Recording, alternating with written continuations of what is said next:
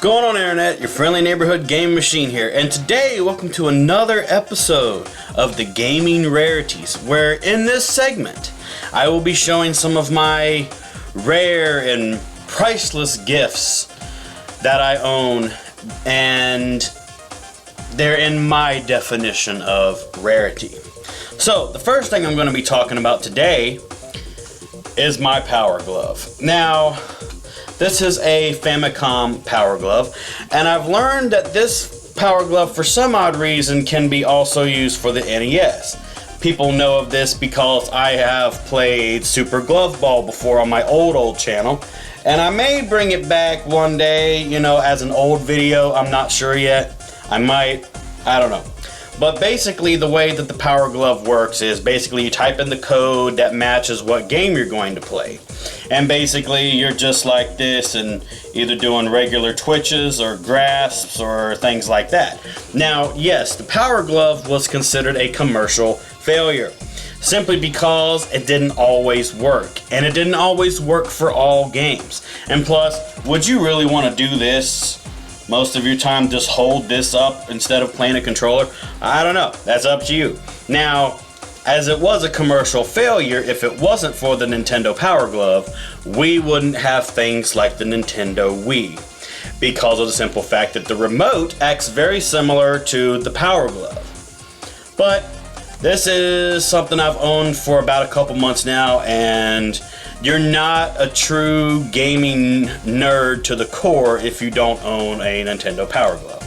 And of course, the way that it goes is you can strap it on and everything, take it off with the glove part right there. It's easy to put on, easy to take off. So, the next thing I'm going to be talking about is a gift from Ninja Dragon 22. And this right here is a Wheel of Fortune plug and play. Now, I can't find this anywhere except on eBay. Basically, that's it right there in all of its glory. It is a plug and play console. And the way this works is when you want to spin the wheel, you just spin it like that. There's also a little D-pad here, an A and B button, and I bet you're wondering, how do you plug this thing in? Well, the way you plug it in is through the yellow and white plugins in either the back of your TV or in your little converter box that you would usually have if you have an older TV like I do. But yes, this is a priceless piece of history here that I'm glad that I own, and I just thought I'd show that to everyone as well in my rarities here. Now, the next thing I'm going to show you. This right here is my first ever Famicom game. Now, people that don't know what the Nintendo Famicom is, it's basically a Japanese version of a top-loader NES, except different. As you can see, this is Super Mario Bros. 3 for the Nintendo Famicom. Now, the Famicom also had a disc system, where its discs were in the shape of floppies, really giant floppies. One day I'll have a disc system and have a Famicom disc. One day. Just one day. But the main difference between a Famicom cartridge and an NES cartridge, aside from the fact that 9 times out of 10, it's not going to be just a gray colored cartridge, it's going to be a different color. They're also half the size of an actual NES cartridge. And plus, if you look very carefully in there, you could seriously count 60 pins in there from top to bottom. It equals out to 60 pins. 60 pins is usually used for a Famicom cartridge. 72 pins is usually used for an NES cartridge. So, just thought I'd show that one off as well, because to me, it's rare because it came all the way from Japan. So, next thing I'm going to show you. This right here is a game I've wanted for a few years now, and I finally got it in the mail. This is Gun Survivor 2 Biohazard Code Veronica. And as you can see, it's the legit, game and everything of that nature. It's for PlayStation.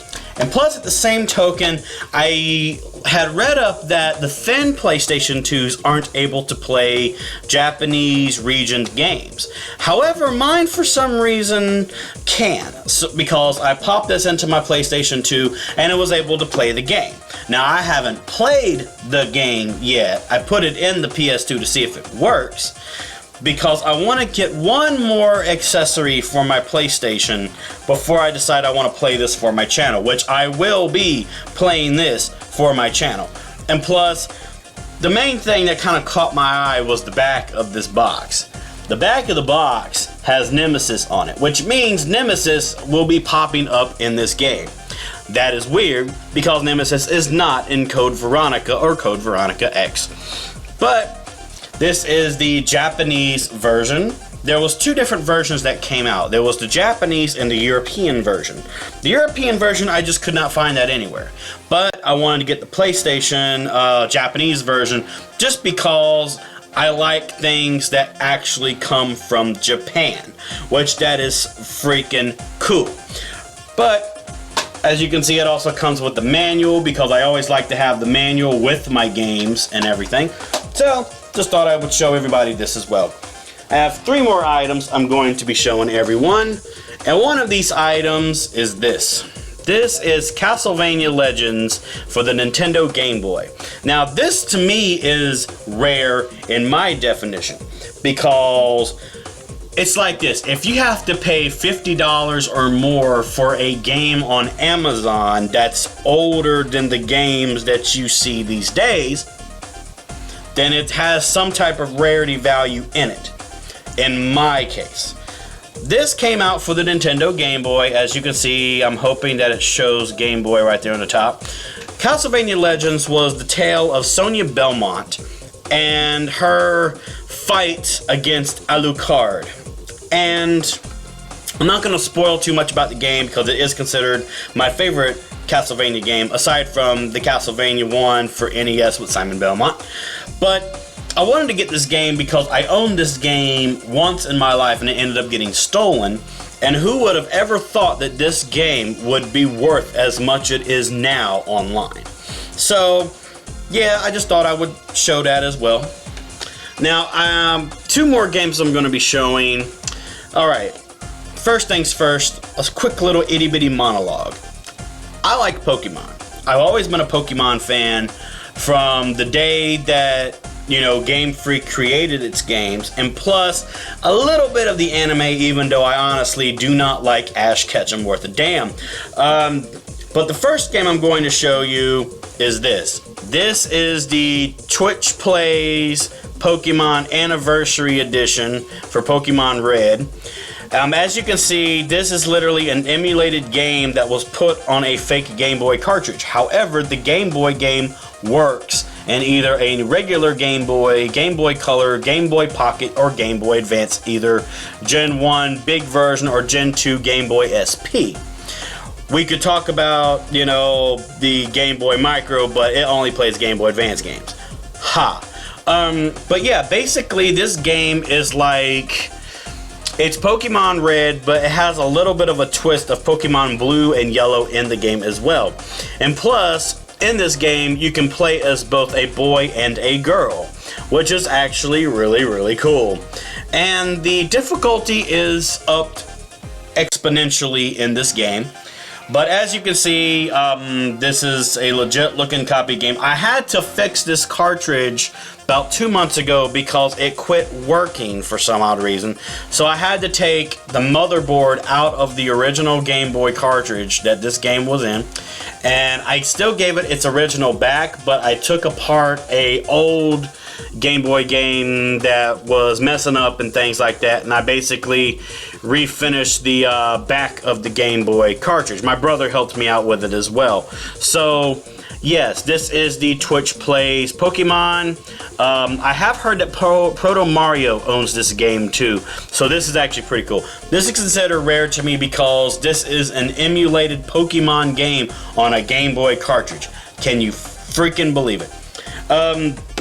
Now, the last game I'm going to be showing I got this because it sounded awesome at the time. Its translation's messed up a little bit in it, but just to have this game is very, very funny. This is Pokemon Crystal version for the Game Boy Advance. Now I bet you're wondering, wait a second, Spade. Pokemon Crystal didn't come out for the Game Boy Advance. Yeah, you're absolutely correct. It only came out for the Game Boy Color. This is one of those hacked games put on a cartridge. This is basically Pokemon Fire Red switched out to look like Pokemon Crystal.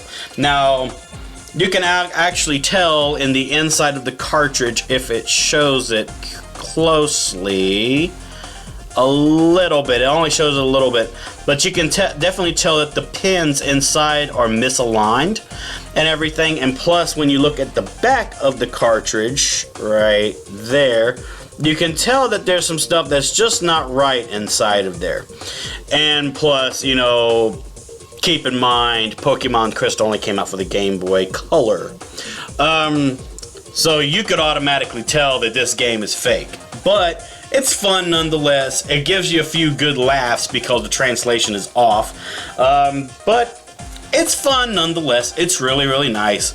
And I've played it. I've only gotten through half of it because sometimes attentions wear down when you're playing a game and you end up revisiting it later. It's called life and it's called being a freaking nerd. But yes, everyone, thank you so much for watching this episode of the Gaming Machine Rarities. If you enjoyed this episode, click that like button and leave a comment below. Let me know if there's any rare treasures that you own that are gaming related. But anyways, thank you so much for watching. And as always, this is Onyx the Game Machine, and I'm signing out.